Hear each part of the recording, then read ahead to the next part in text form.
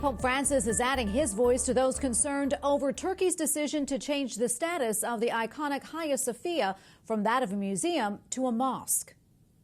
Penso Santa Sofia. Yesterday, in brief improvised remarks after reciting the Angelus prayer, the Holy Father said he is, quote, very saddened over the move. Despite widespread criticism, Turkey's highest administrative court issued a ruling on Friday that paves the way for the government to convert Istanbul's iconic former Byzantine cathedral back into a Muslim house of worship. Joining me now on Skype to talk more about this is Jeremy Barker, director of the Middle East Action Team at the Religious Freedom Institute. Jeremy, welcome back. So great to see you. Tracy, good to be back with you again.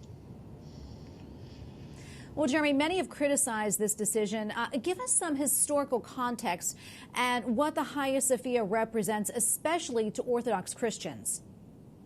Yeah, I mean, the Hagia Sophia for over 1,500 years has been perhaps one of the world's most iconic religious sites. For about 1,000 years, it was the largest Christian church in the world, the site of significant events in the history of both the Orthodox and the Catholic Church during that time. But then since 1453, for almost 500 years, a prominent Ottoman mosque during the Ottoman Empire, before in the 1920s and 1930s, as part of Turkey's secular founding, was converted into a museum.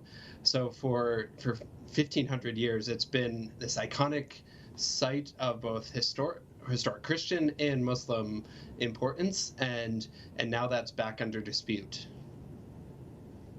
Yeah, and there's also some great concern about how this move will impact all the precious art and historical artifacts inside.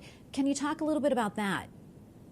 Yeah, this is certainly a critical question that many art historians, cultural historians are really worried about. And we've seen similar issues actually within Turkey with some of the other churches that have been converted. There's been some positive examples. There was another Hagia Sophia church in northern Turkey in 2013 where they did take careful measures to protect the artwork, but there's also been cases, another from 2006, where there was significant damage to that. And so for the mosaics that are within this church, that's something that people need to be watching very closely, that even with this decision to return it back for a place of active worship, to protect the cultural heritage, the religious artifacts that are still present there, that's something that we really need to maintain pressure on Turkish officials to ensure they protect those precious artifacts. Yeah, the European Union's policy chief, as you know, is calling on the Turkish authorities to reverse the move, that is, saying that it will stoke religious tensions. What are your thoughts on that, and do you think that's something that Turkey's president will actually do?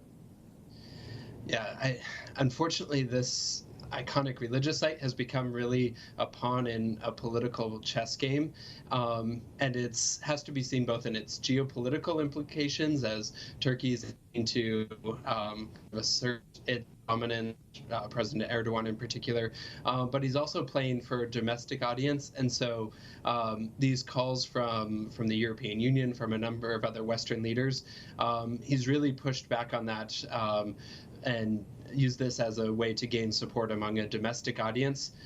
So I think the political play has already been made on this, and so it doesn't seem like he'll be listening to these sorts of calls for a reversal of this decision. Yeah, I do think it's important to note this. For his part, President Erdogan did say, quote, like all of our other mosques, the doors of Hagia Sophia will be open to all locals or foreigners, Muslims and non-Muslims alike. What do you think of that statement that he made? Yeah, I think is an important statement, and I hope that it remains true, that people are able to still visit that, just like they are the Blue Mosque just across the street from the Hagia Sophia in Istanbul. But I think perhaps even the more important decision, or the important question, is for Turkey's Christians of all denominations. Is there still a place that's open to them in Turkey, or is this a sign of farther marginalizing and pushing out the Christian population of Turkey?